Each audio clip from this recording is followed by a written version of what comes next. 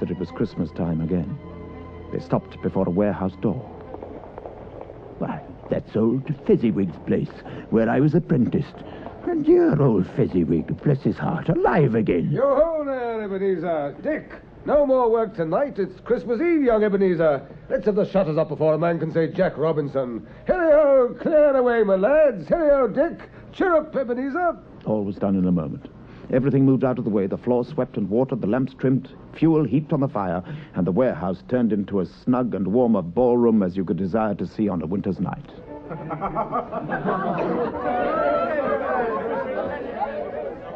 A small matter to make these silly folks so full of gratitude. Small? Why isn't it?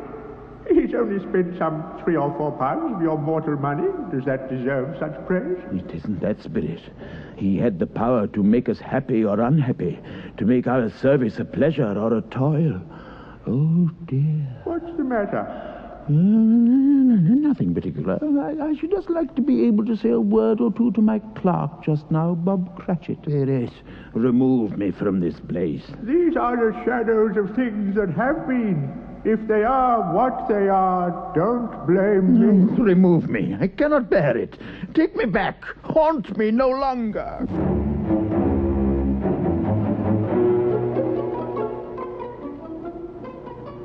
The flame that burned so bright upon the spirit of Christmas past was more than Scrooge could bear. Seizing the large extinguisher that it carried, Scrooge pressed it violently down upon the spirit's head. But though he pressed it down with all his force, he could not hide the light which streamed in an unbroken flood upon the ground. Suddenly he realized that he was back in his own bedroom. He gave the extinguisher a final squeeze, reeled across to his bed, and sank into a heavy sleep.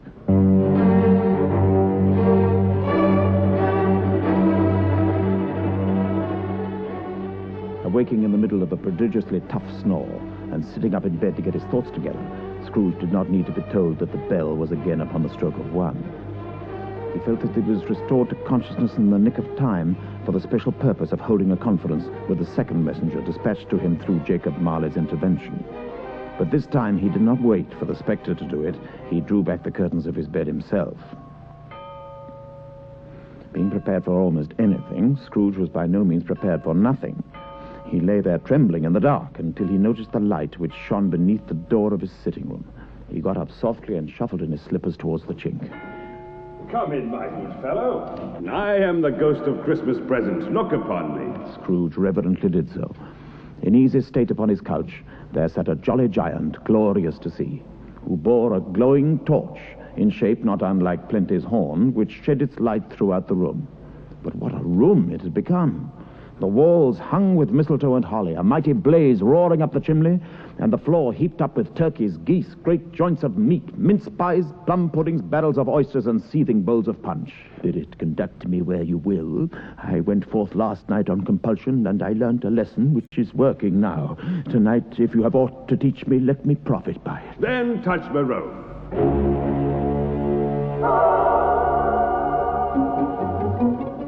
Holly, mistletoe, turkeys, and plum puddings all vanished instantly, and out into the night they flew over the twinkling lights of the great city. It was a remarkable quality of the ghost that, notwithstanding his gigantic size, he could accommodate himself to any place with ease, and that he stood beneath a low roof quite as gracefully as in a lofty hall, which was just as well, for in a moment they were standing there in the dining room of Scrooge's clerk, Bob Cratchit, and his family. Merry Christmas, all. Merry Christmas, Merry Christmas. Now then, Belinda, take Tiny Tim and Martha and show them what they're going to eat for dinner. If that doesn't make their mouths water, nothing will. And how did little Tim behave at church, my dear? As good as gold and better. He told me coming home that he hoped the people saw him in church because he was a cripple and it might be pleasant to them to remember upon Christmas Day who made lame beggars walk and blind men see. The poor little mite. How good he is. Come along, all of you. Dinner's nearly ready, I'll be bound. A Merry Christmas to us all, my dears. God bless us. God bless us, everyone.